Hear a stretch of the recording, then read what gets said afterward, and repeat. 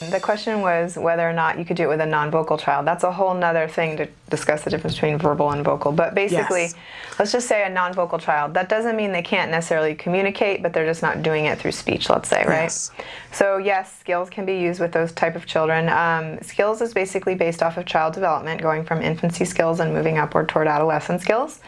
And so there's many, many skills in there that are going to be relevant for very young children who aren't even vocal yet anyways. Yeah. So they may need some of those things like motor skills and adaptive skills and so on. But when it comes to other areas like language, where the most typical response would be to use vocal speech, that doesn't mean you can't use skills with them. It just means that you have to modify the lesson a little. So all the lessons are customizable. Mm-hmm. So when you look at a lesson, if you see a response that has a vocal response and you know your child can learn that concept, but they're just not going to say it, then you just plan on using that lesson anyways and just modify it in terms of what the response requirement is of the child to maybe use some sort of device or something like that to It could be signing, it could be iconic communication, you could be using an iPad. They adapt really well, the lessons. But I've had some people actually ask me, is skills just for Asperger's children or for high-functioning autism? Because I don't see lessons in here that look like they're built for children that are non-vocal, and we say, no, it's not like that at all.